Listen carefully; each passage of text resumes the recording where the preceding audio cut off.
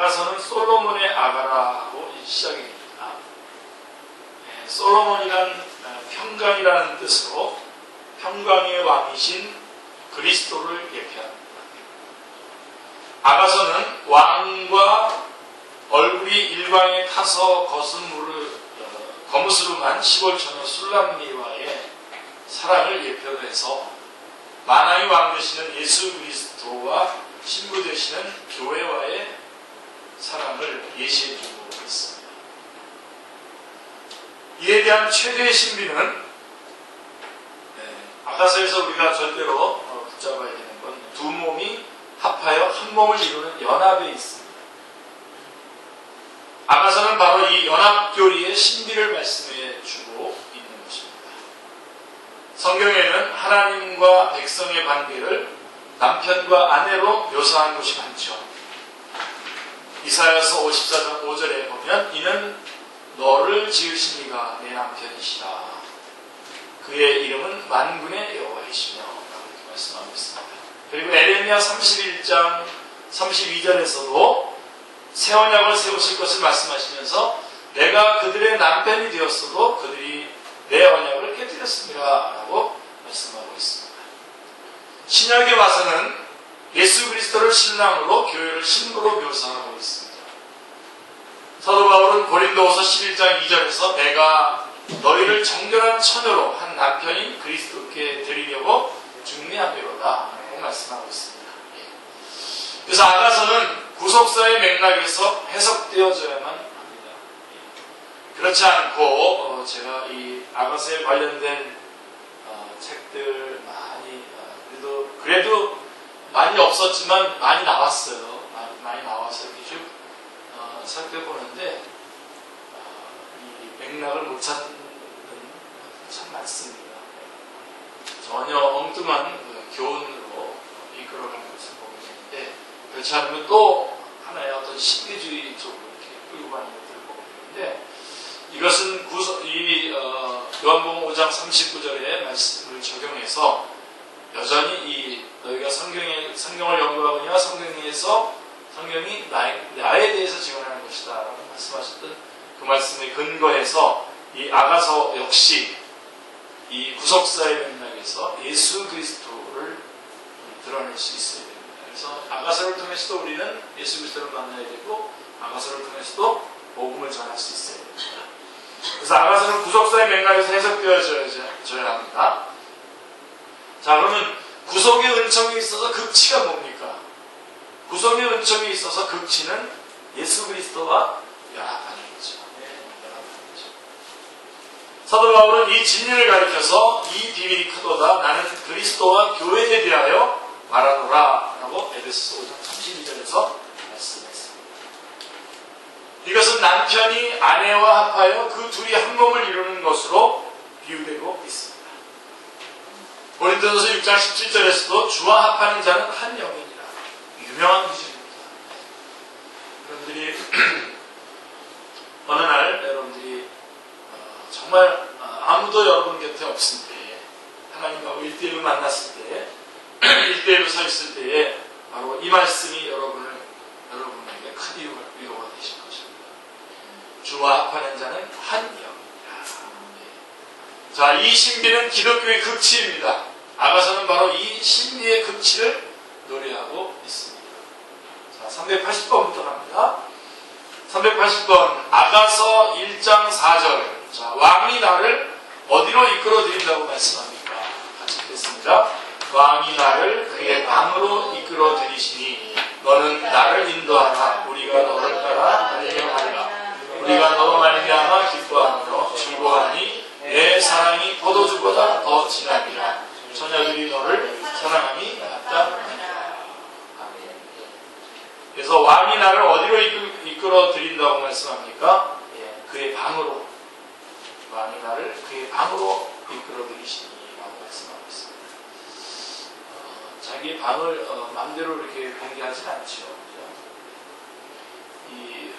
바로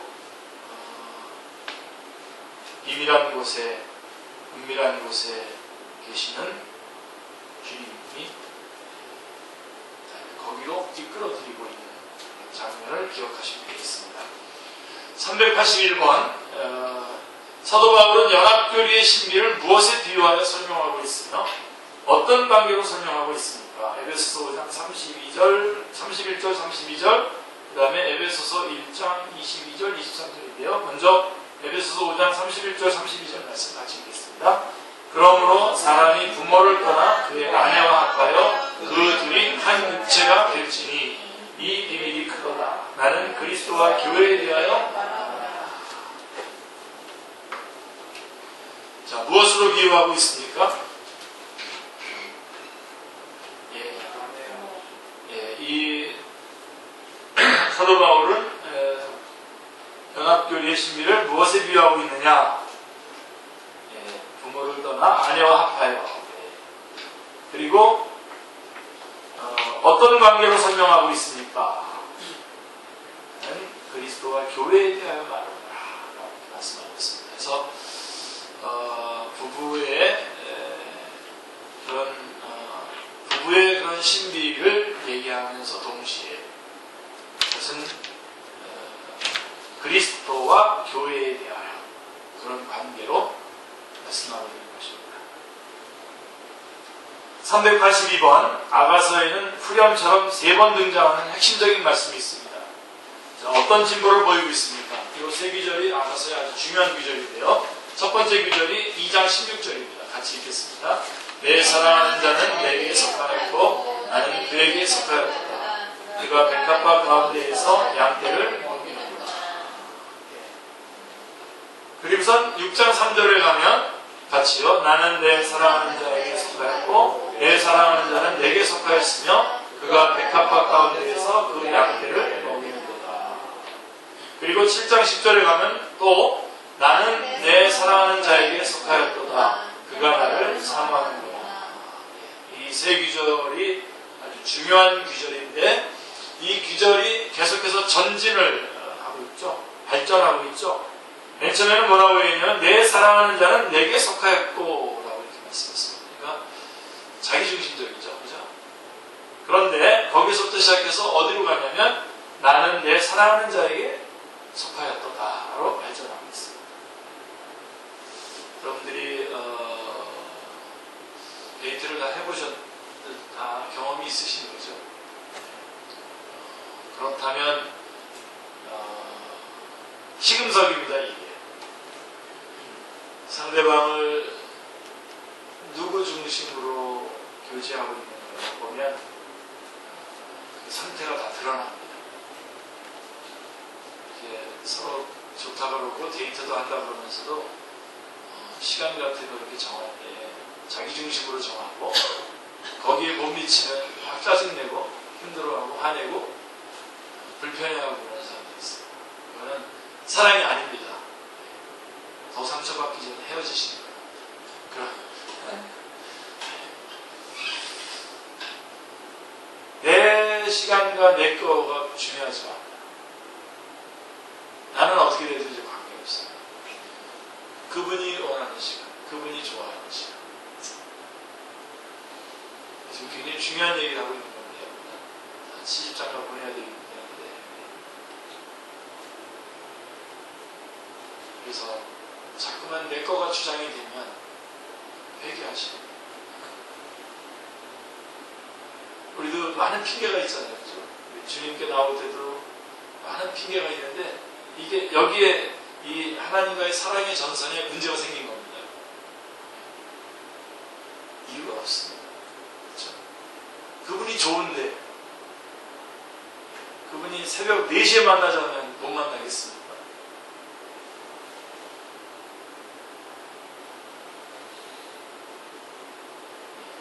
그래서 여기 보면 2장 16절은 내 사랑하는 자는 내게 속하였고 라고 이렇게 되어 있었는데 지나가면서 6장 3절에 시작이 진행이 되면서 나는 내 사랑하는 자에게 속하였고 그 다음에 나는 내 사랑하는 자에게 속하였다 라고 7장 10절에 이렇게 이어지는 거죠.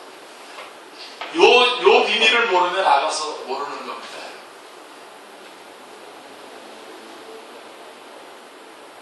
아가서의 핵심적인 구절은 2장 16절과 6장 3절에서 3절에 반복해서 나타나는 내 사랑하는 자는 내게 속하였고 나는 그에게 속하였다라고 하는 말씀입니다. 이는 주와 합하는, 아까도 말씀드렸듯이 6장 17절, 고린도전서 6장 17절, 주와 합하는 자는 한 영이니라 라고 하신 부부일체를 의미하는 것입니다. 하나가 됩니다. 그런데 이 두 기조를 대조해서 상고해보면 사랑의 진보를 나타내고 있음을 볼 수가 있습니다. 2장 16절에서는 내 사랑하는 자는 내게 속하였고 라고 자기중심적인 데 비해서 6장 3절에서는 나는 내 사랑하는 자에게 속하였고 라고 상대방 중심적 몇 가지 가야 됩니다, 여러분. 진짜. 그래서 어디까지 그 사람을 위해서 그 사람을 사랑해요.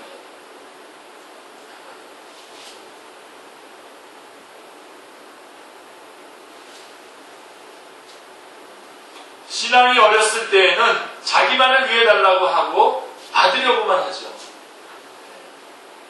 이게 참 이럴 때가 난감해집니다. 이렇게 목회자가 여러분 우리 성도들이 이렇게 같이 가고 있는데 어느 순간 나 챙겨달라고. 분명히 이제 나 챙길 때가 아니라 이제 완전히 바뀌어가지고 이제 영혼들을 챙기고 같이 이제 전사로 나서야 될 그 시점에 다시 다 내려앉아서 나 좀 챙겨달라고. 왜 나는 안 챙겨? 제가 알고 있는 교회, 제자훈련을 중심으로 하는 교회인데 제자훈련의 하이라이트가 빠졌어요. 그 교회. 그래가지고 제일 처음 제자훈련 받은 사람들 있지 않습니까? 제일 처음 제자훈련 받은 사람들이 떠나든지 아니면 또다시 제자를 삼아서 다른 사람을 위해서 살아야 되는데 처음 제자훈련 받은 사람들이 그 뒤에 제자훈련 받은 사람들하고 정말 비교하면서 왜 이제 우리는 안 챙겨주십니까, 목사님?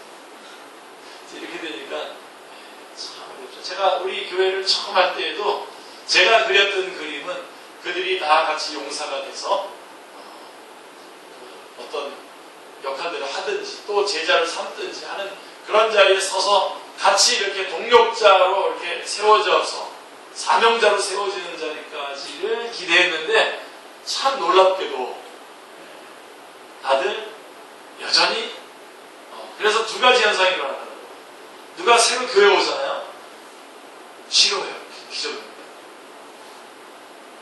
목사님의 사랑이 나누어질 거라는 거죠.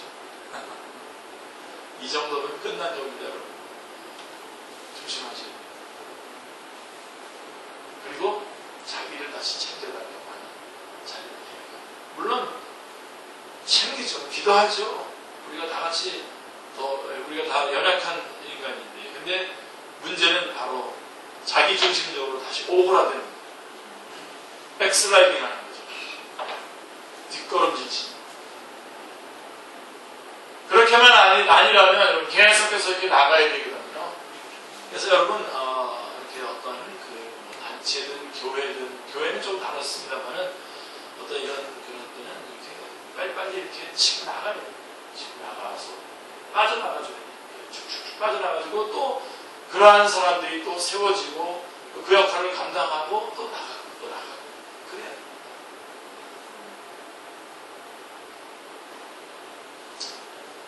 그래서 계속해서 변함없이 하나님 중심, 하나님을 중심으로 한 나의 위치 확인, 이게 참 중요합니다. 어느 순간, 자, 우리 해리자매만 하더라도 이제 신앙생활 한 지 1년이 다 돼가서 그런데 굉장히 장족의 발전을 했단 말이에요. 그래서 사실 저는 좀 약간의 아끼고 사랑합니다. 사랑하는데 조금 진노적으로 사랑합니다. 왜냐하면 그 무슨 뜻이냐면 이 백스라이딩 할 수 있는 여지가 많습니다. 지금 왜냐하면 막 좀 건너뛰면서 이렇게 좀 신앙이 됐다 싶은 그런 마음이 있거든요. 아직 빠르다는 그런 느낌이 드는데 그러나 그렇다고 해서 뒤로 물러난다는 것이 정당화될 수는 없습니다. 이제는 마땅히 감당해야 될 일을 감당하고 동력자의 위치에 서는 거죠. 아니 우리 이렇게 보세요. 우리 교회 몇 년을 이렇게 보시라고요. 예. 여러분들이 나 챙겨달라고 할 그런 지금 때입니까, 지금? 지금 같이 막 용사로 같이 막 치고 나가야 되는. 그러다 보니까 열심히 막 주님의 일을 하다 보니까 하나님께서 좋은 형제도 만나게 해주시고, 결혼도 시켜주시고, 또 이렇게 사역도 연결해주시고, 이렇게 하시는 거죠. 근데 먼저 우리가 나는 뭐지? 나는 이게 뭐야? 그러면서 이렇게 내려가기 시작하면 둘 다 안 되는 겁니다. 요한복음 6장 33절의 말씀입니다. 그 말씀입니다. 그래서 마태복음 6장 33절. 너희는 먼저 그의 나라와 그의 의를 구하라. 그러면 이 모든 것을 너에게 더하시라고 하시는 말씀인데, 어느 순간 우리가 나는 뭡니까? 이 모든 것들이 왜 나는 이 정도밖에 안 됩니까? 그래서 여러분들이 성숙해질수록 나는 내 사랑하는 자에게 속하였고, 그래서 주님이 나를 붙잡고 나를 주관하시는 거죠. 그래서 여러분 기도도 어떻게 단계가 어떻게 되는지 아세요? 처음에 기도는 주십시오. 주십시오. 그것도 기도입니다. 그리고 중요한 기도입니다. 주십시오. 주십시오. 그러는데 좀 지나면 성숙해지면 어떻게 하냐면 알게 해 주십시오. 줬어요. 이미 줬는데 내가 모르고 있는 거예요. 하나님 알게 해 주시옵소서. 알아요 이제. 그 다음에 더 신앙의 성숙해지면 내가 나에게 뭘 줬는지 알아요. 근데 하나님 이게 무슨 뜻인지 모르겠네요. 깨닫게 해 주시옵소서. 깨닫게 해 주시옵소서. 이게 단계가 이렇게 가요. 적어도 여러분 우리 하나님이 우리에게 향한 사랑은 더 이상 의심이 없죠? 의심이 있습니까? 네. 우리가 아직 죄인 되었을 때 그리스도께서 우리를 위하여 죽으심으로 하나님께서 우리에게 대한 자기의 사랑을 확증하셨다 했습니다. 당신의 아들을 주시면서까지 내가 이만큼 사랑했다는 것을 분명히 말씀해 주고 있거든요. 그러니까 이제 주십시오, 알게 해주십시오, 깨닫게 해주십시오. 근데 깨달았어요. 자, 여러분이 신앙이 성숙해지면 뭘 주셨는지 알고 깨달았어요. 근데 중요한 거는 깨달았는데 내가 힘이 없는 거예요. 그래서 기도가 어떻게 되냐면요. 하나님 이것을 감당할 수 있게 해주시옵소서. 감당할 수 있게 해주시옵소서. 우리 키스트의 한 교수가 중앙일보에 1월 4일자 컬럼 쓴 거 하나 같더라고요. 제가 그거 가지고 좀 여러분들에게 설교 때 좀 이렇게 전달하려고 했는데 그 내용이 아주 재밌어요. 그래서 그분이 뇌 관련 교수예요. 그러니까 왜 사람들이 작심삼일을 하냐? 신년이 들어서 3일인데 1월 4일날 쓴 컬럼인데요. 그게 왜 작심삼일이냐? 여러분들도 벌써 작심삼일하는 것도 많죠. 이 뇌라는 것이 활동을 하는데 뇌는 굉장히 작은 거죠. 온몸에 있어 작은 거지만 그 뇌가 움직일 때는 많은 에너지가 소모합니다. 한 1.67%밖에 안 되는 그런 지분을 가지고 있으면서도 움직인다면 쓰는 그 에너지의 소모는 한 20% 이상 쓴다는 거죠. 그래서 사람들이 머리를 잘 안 쓰려고 한다는 겁니다. 에너지를 많이 공급하면서 하려고 하지 않는다는 거죠. 그러니까 재밌는 얘기예요. 그래서 여태까지 해왔던 것, 여태까지 계속 해오던 것은 엘리베이터와 같고, 그 다음에 새로 결정하는 것은 이제 다시 걸어가는 것과 같다. 그래가지고 새 결심을 하는 거죠. 결심을 하는데 쉽게 어디로 가냐면 많은 에너지를 다시 쓰면서 새로운 것을 다시 하려고 하기보다는 그냥 지난날에 하던 것을 다시 돌아가. 왜냐면 그렇게 돌아가도 별 큰 문제가 없기 때문에. 그래서 이제 그분이 제시한 게 메멘토 모리라고 하는 혹시 기억나세요? 이런 단어 아세요? 네, 메멘토 모리. 그러니까 이게 라틴어인데 죽음을 직면하는, 항상 죽음을 직면하고 행하라는 그런 말. 죽음 앞에서 생각하고.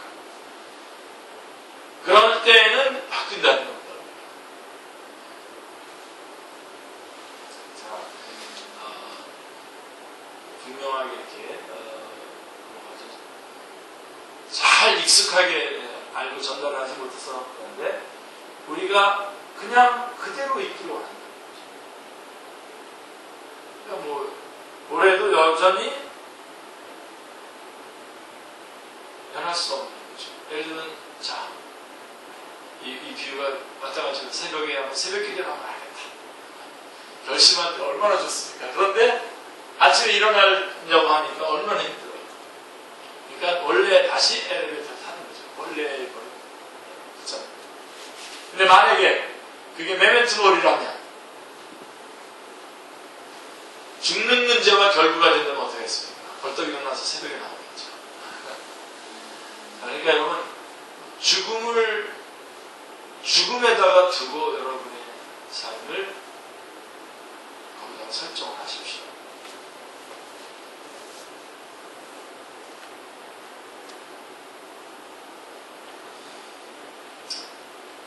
주님을 위해서 여러분이 정말 살기를 원하신다면 그렇게 살면 안 되죠. 여태까지 살아왔던 대로 그대로 살면 안 되죠. 더 다른 게 나아요. 바로 이 부분입니다. 우리 신앙. 그래서 하나님 이걸 감당하게 해주시옵소서. 거기까지 이제 가야 됩니다. 기도가. 주님이 도와주셔야 해야 됩니다. 이거 해야 되는데 주님이 도와주셔야 되겠습니다. 감당할 수 있게 해주시옵소서. 그 다음에 마지막 기도가 하이라이트를 가면 어디로 가죠? 마지막에 내 주여 뜻대로 행하시옵소서. 나야 어떻게 되든지 나가 주님께서 이끌어 주십시오. 여러분 내일 아침에 어디 가야 돼요? 새벽에 어디 가야 되는데 여러분들이 엄마한테 부탁하잖아요. 깨워달라. 또 안 일어나면 어떡하냐고 엄마한테. 두들겨 패서라도 깨우세요. 그래도 안 일어나면 어떡하냐. 물을 던지세요. 그래도 안 일어나면 코를 잡고 가요. 바로 그겁니다. 마지막에 우리가 드리면 이제는 내 의지와 관계없이 난 주님의 일을 하고 주님의 뜻대로 살아야 되고 주님이 행하신 대로 내가 좋아하고 안 좋아하고 관계없습니다. 주님의 뜻을 내 안에서 이루어주십시오. 그래서 어디로 가냐면 내 주여 뜻대로 행하시옵소서. 살든지 죽든지 결국은 주님이 인도해 주십시오까지 갑니다. 그래서 여러분 기도가 결국은 주님 저를 인도해 주십시오. 그래서 나에게로 오그라들지 않고 그분에게 나의 모든 것을 맡기는 거죠. 그래서 기도하면 기도할수록 우리의 주권을 우리는 하나님 앞에 맡기는 것이 되는 것입니다. 자, 그래서 어렸을 때는 자기만을 위해 달라고 하고 받으려고만 하죠. 그러나 성숙해질수록 어떻게 되죠? 나는 내 사랑하는 자에게 속하였고 라고 헌신하고 드리기를 사모하게 됩니다. 어느 날 여러분들이 인색해지기 시작하면 예배 나오는 것도 인색해지고 또 예를 들면 이렇게 수고하고 봉사하고 섬기고 또 교회에서 많은 시간을 보내고 이러는 것들이 아까워지기 시작하고 그러면 다시 뒤로 물러서는 겁니다. 나는 내 사랑하는 자에게 속하였고 그래서 내가 이렇게 활동함으로 말미암아 한 영혼들이 주님 앞에 돌아오고 영혼들이 주님 안에서 회복되고 또 내가 가서 한 시간 도와주는 것 때문에 어떤 사람이 그것으로 말미암아 도움을 얻고 힘을 얻는다면 감사한 거죠. 여러분 우리가 왜 오늘날 이 자리에 있습니까? 왜 오늘날 이 자리에 여기 있습니까? 여러분 예수님께서 예루살렘에 올라가실 때 나귀 한 마리, 나귀 새끼 나귀를 타고 올라가셨잖아요. 제자들에게 가서 데리고 오라고 했어요. 그랬더니 보내줘가지고 데리고 와서 나귀를 타고 올라가셨어요. 네? 이건 구약성경에 예언되어 있는 말씀대로입니다. 그러니까 나귀 한 마리조차도 구약성경에서 예언된 대로 그 예언의 성취를 위해서 그 나귀도 그렇게 움직였다고 한다면 우리는 주님 앞에서 지금 왜 이 자리에 이렇게 서 있습니까? 이 시대에, 이 시점에 또 이 축제교회에 또 그리고 여러분 어떤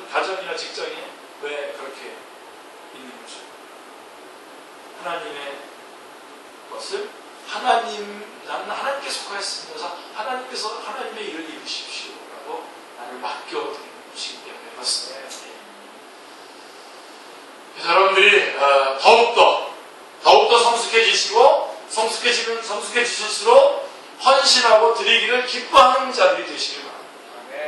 드리고 난 다음에 누구를 원망하거나 본전 생각한다든가 뭐 이런 쓸데없는 그런 뒤쪽으로 돌아가지 않길 바랍니다. 지금 이 시간 여러분들이 주님 앞에 깨끗하게 하고 드리는 겁니다. 마치 마리아가 향유 300데나리 되는 향유를 깨뜨려서 주님 앞에 부었던 것 같은 엎어지는 그런 헌신, 던지는 헌신이 있어야 됩니다. 신약에서 주님은 이 연합의 관계를 내 안에 거하라 나도 너희 안에 거하리라 라고 요한복음 15장 4절에 말씀하고 있습니다.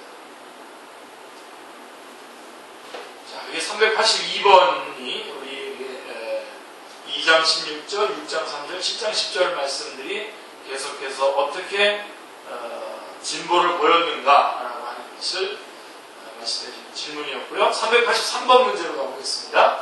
로마서 6장 5절인데요. 예수 그리스도와 연합한 자는 어떤 점에 연합되었다고 말합니까? 같이요. 만일 우리가 그의 죽으심과 같은 모양으로 연합한 자가 되었으면 또한 그의 부활과 같은 모양으로 연합한 자도 되리라. 로마서 6장 5절이 말씀하고 있습니다. 그리스도와 연합한 자는 그리스도와 함께 죽었고 또 장사되었고 함께 살인심을 받은 자라고 말씀하고 있습니다. 에베소서 2장 6절에서는 함께 하늘에 앉히시니라고 말씀합니다. 얼마나 놀라운 말씀입니까? 얼마나 신비합니까? 자, 여러분 그래도 부족합니까? 함께 하늘에 앉히시니.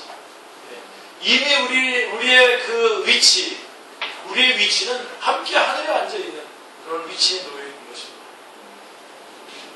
우리는 주님과 연합한 그리스도의 신부입니다. 그러므로 머리인 주님에게 되어진 일은 몸인 교회에도 되어진 일입니다. 이는 떨어질 수 없고 떼어놓을 수 없는 관계임을 나타내는 것입니다. 384번입니다. 아가서에 등장하는 아래의 말씀을 묵상해 보십시오. 이렇게 되어 있는데 2장 6절 말씀 같이 읽겠습니다. 그가 왼팔로 내 머리를 보이고 오른팔로 나를 안는구나. 자, 그래서 아가서에는 이러한 허니문도 있고요. 2장 15절 포도원을 허는 작은 여우를 잡으라. 경계도 있습니다. 한 가정에 온 교회 안에 이런 그 포도원을 허무는 그런 여우 들어와서 다 망치는 그런 거에 대한 경계도 아가서에는 있고 2장 10절 11절에 보시면 일어나 함께 가자 겨울도 지나고 라고 하는 동력 함께 가자 함께 일하는 동력도 있습니다. 그리고 3장 1절에 시작 신랑을 3장 1절은 해설을 했습니다. 신랑을 찾아 헤매는 방황도 있고요. 그 다음에 4장 12절 시작 내 신부는 잠근 동산이요 라고 하는 성별, 구별, 분명한 구별도 있고 다시 2장 14절에 보면 내 소리를 듣게 하라 하고 기도를 원하시기도 하고 또 5장 2절에 보면 문 열어다오 하는 박대도 있습니다. 그리고 7장 12절에 시작 우리가 일찍 일어나서 포도원으로 가서 라고 하는 목회적 돌봄도 있습니다. 그래서 이 아가서에 그러한 여러 가지 그 상황들이 나타나 있는 것을 볼 수가 있습니다. 385번입니다. 아가서 8장 6절 7절인데요. 사랑은 떠나기 전에 신부에게 무엇하고 신랑은 떠나기 전에 신부에게 무엇이라고 당부하고 있습니까? 이 385번, 386번이 아주 중요한 질문이 되겠는데요. 아가서 8장 6절 7절입니다. 시작. 너는 나를 도장같이 마음에 품고 도장같이 팔에 두라. 사랑은 죽음같이 강하고 질투는 수월같이 잔인하며 물길같이 일어나니 그 기세가 여호와의 불과 같으니라. 많은 물도 이 사랑을 끄지 못하겠고 홍수라도 삼키지 못하나니 사람이 그의 온 가산을 다 주고 사랑과 바꾸려 할지라도 오히려 멸시를 받으리라. 아가서의 절점이 바로 이 8장 6절입니다. 너는 나를 도장같이 마음에 품고 도장같이 팔에 두라. 사랑은 죽음같이 강하고 이런 제목의 책도 있죠. 질투는 수월같이 잔인하며 불길같이 일어나니 그 기세가 여호와의 불과 같으니라. 8장 6절이 아주 하이라이트입니다. 이 구절은 신랑이 신부에게, 다른 책도 보면 말을 거꾸로 써놓은 거 많아요. 신랑이 신부에게, 즉 예수 그리스도께서 신부에게 당부하시는 말씀입니다. 주님은 이미 그의 신부를 도장같이, 이 도장이 뭔지 아시는 거죠 지금? 도장 찍어보셨어요? 이렇게 도장. 네. 주님은 이미 그의 신부를 도장같이, 지난번 개혁성경에는 인같이라고 되어 있는데 도장같이라고 나왔습니다. 도장같이 마음에 품고 도장같이 팔에 두셨기 때문입니다. 이사야서 40장 16절에서 내가 너를 내 손바닥에 새겼고 라고 말씀하십니다. 요한복음에서도 10장 28절에 보면 그 유명한 구절, 제가 참 좋아하는 구절입니다. 그들을 내 손에서 빼앗을 자가 없느니라. 이런 아주 제가 좋아하는 이런 구절들은 내 잔이 넘치나이다 구절에 다 포함되어 섞여 있습니다. 그들을 내 손에서 빼앗을 자가 없느니라. 그 다음에 더욱이 뭐라고 얘기하고 있냐면 사랑은 죽음같이 강하다라고 하는 표현은 우리가 아직 죄인이었기에 그리스도께서 우리를 위하여 죽으심으로 하나님께서 우리에 대한 자기의 사랑을 확증하셨느니라고 하는 로마서 5장 8절 말씀에서 성취되고 있기 때문입니다. 또 거기 질투는 수월같이 잔인하며 불길같이 일어나니라고 하는 표현도 출애굽기 34장 14절에 기억나시죠? 여호와는 질투라 이름하는 질투의 하나님입니다. 여기서 질투는 나쁜 건데 여호와가 질투의 하나님이네. 이제 이렇게 말씀하시지 마시고 이 여호와의 그 질투가 어떤 것인지 여러분 아시지 않습니까? 스가랴서 8장 2절에 보면 만군의 여호와가 이같이 말하노라 내가 시온을 위하여 크게 질투하며 그를 위하여 크게 분노함으로 질투하노라 라고 말씀하고 있습니다. 그리고 야고보서 4장 5절에서도 같이요 너희는 하나님이 우리 속에 거하게 하신 성령이 시기하시기까지 사모한다 하신 말씀을 헛된 줄로 생각하느냐 라고 말씀하고 있습니다.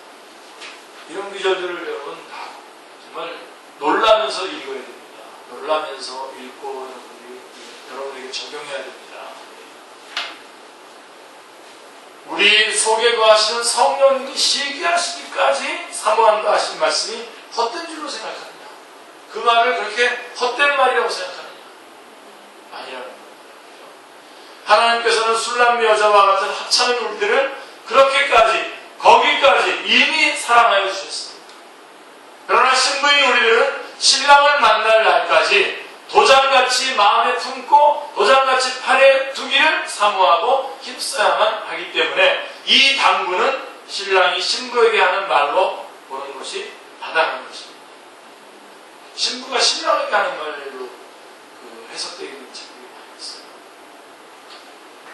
자, 386번인데요. 신랑은 지키는 자에게 무엇을 맡겨두고 갔습니까? 아가서 8장 11절 같이요. 솔로몬이 바알하몬에 포도원이 있어 지키는 자들에게 맡겨두고 그들로 각기 그 열매로 말미암아 은천을 바치게 하였구나. 예. 마지막 부분인 이 8장 11절에서 솔로몬이 바알하몬에 포도원이 있어서 지키는 자들에게 맡겨두었다라고 하는 이 말씀은 아주 의미심장한 말씀입니다. 보세요. 주님이 누가복음 19장 12절에서 열문화 비유에 나오는 거죠. 포도원으로 상징되는 교회를 청지기들에게 맡기신 것을 우리가 기억하기 때문인 것입니다. 의미가 아주 심장하고 주님이 다시 오시기 전이니까 오시기 직전에 맡겨놓고 가시는 거 아닙니까? 그런데 8장 12절에서는 솔로몬 너는 1000을 얻겠고 지키는 자도 200을 얻으려니와 라고 말씀이 있습니다. 그렇게 말씀하시면서 그들이 그리스도와 함께 영광에 참여하게 될 것을 말씀하고 있는 것입니다. 이에 대해서도 주님은 요한계시록 22장 12절에서 보라 내가 속히 오리니 내가 줄 상이 내게 있어 각 사람에게 그가 행한 대로 갚아주리라. 요한계시록 22장 12절에 말씀하고 있는데 바로 이러한 영광에 참여할 수 있는 놀라운 특권을 주시는 것이죠. 자, 387번. 신부는 신랑에게 무엇을 요청하고 있으며 이것이 어떤 뜻입니까? 자, 결정적인 질문이죠. 결정은 나가서 8장 14절입니다. 시작. 내 사랑하는 자야, 너는 빨리 달리라. 향기로운 산 위에 있는 노루와도 같고 어린 사슴과도 같아라. 자, 아가서는 신부의 내 사랑하는 자야, 너는 빨리 달리라 라고 하는 말로 끝맺고 있습니다. 14절이 끝이죠. 8장 14절. 이 말은 주님이 빨리 오시려는 주님 빨리 오십시오라고 하는 간구입니다. 우리가 주님께 드리는 최종적인 기도, 주님 어서 오시옵소서.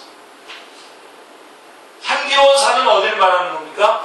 주님의 왕국을 말하는 것입니다. 내 사랑하는 자야, 너는 빨리 달리라. 향기로운 산 위에 있는 노루와도 같고 어린 사슴과도 같아라.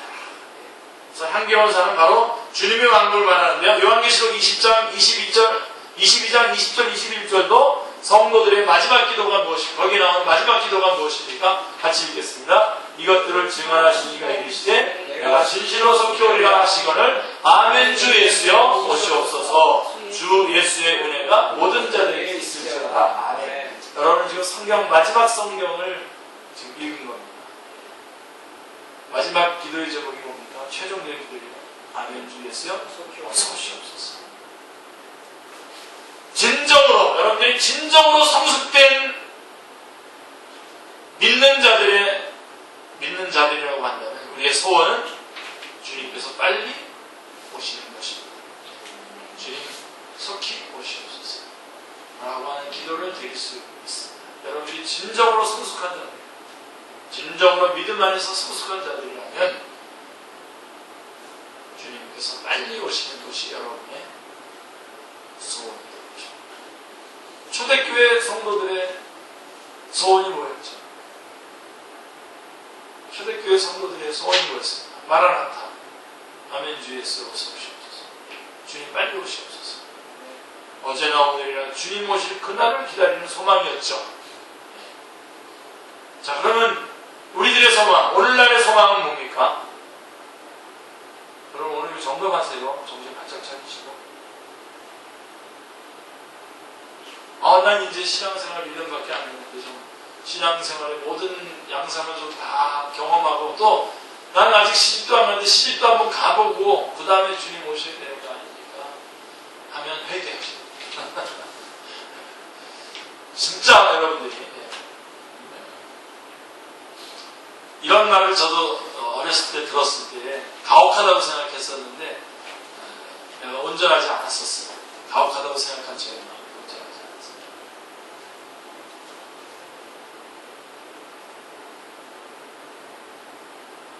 자, 오늘날의 소망은 뭡니까? 이 땅에서 어떻게 더 많이 누리고 사느냐, 이게 오늘날의 소망입니다. 그리고 모든 교회들이 이것을 잘 떠받쳐 주려고 혈안이 되어 있습니다. 그리고 저도 여러분 가끔씩 저 우리 경문이 저렇게 나오는데 저 계속 저렇게 산다 저 어떻게 해요? 뭘 좀 해줘야 되나? 그런 유혹에 빠지게 됩니다. 그러다가 제가 어떻게 하죠? 아니 하나님 믿고 하나님 계시잖아. 하나님께서 다 지금 챙겨주고 계시잖아. 내가 왜 이렇게 오바라는 거지?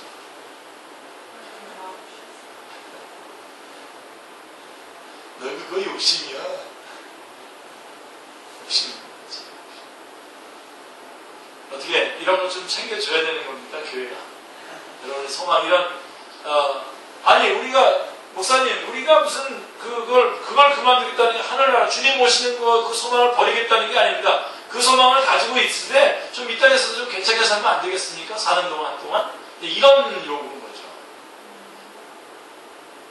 그런 유혹에 그런 이제 혼자서 마음의 유혹에 너무 우리 축제식들은 너무 이거 내가 너무 가혹하게 현실적인 것들은 너무 챙겨주지 않으면서 이것만 요구하는 건가 하는 그런 마음이 든단 말이에요. 이거 제 책임입니까? 여러분 책임입니까? 여러분들이 계속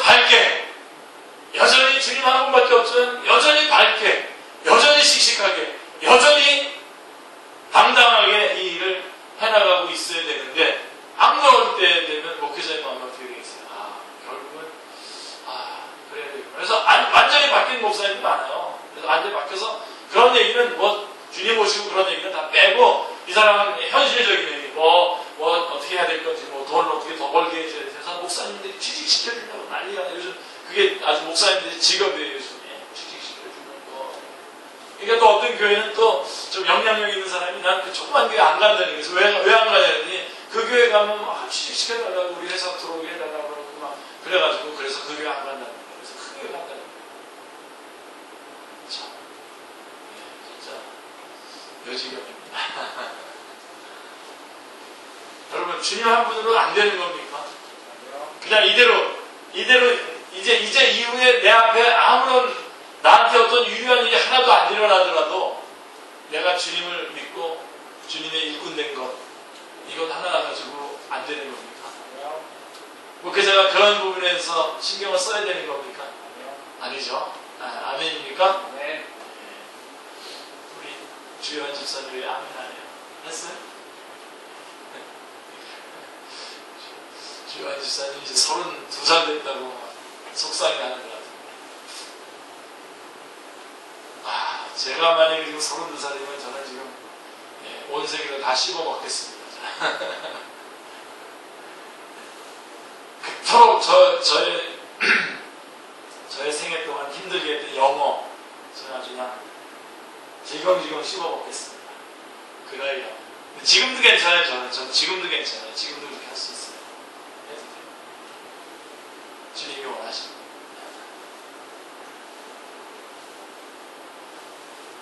혹시 뭐 여러분 예수 믿어서 좀 신분도 좀 상승하고 재산도 좀 빵빵하게 늘리고 그 다음에 뭐 학력도 별 노력 없이도 하나님께서 지혜를 주셔서 뭐가 되고 하는 그런 쪽으로 뭔가 은근히 기대하고 있다면 오늘 저녁이 바로 그것에 철퇴를 가하시기 바랍니다. 하시고 먼저 그의 나라와 그의 의를 다시 말해서 그분의 소유가 됐고 그분의 주권하에 있는 것으로 최고의 기쁨과 만족을 누리셔야 됩니다.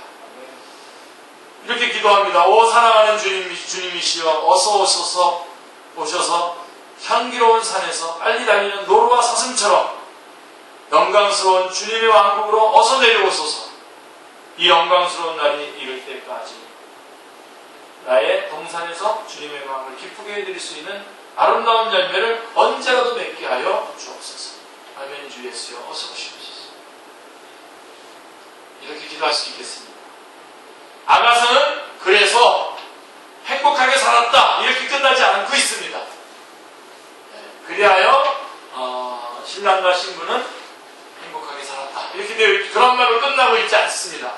어떻게 끝나고 있습니까?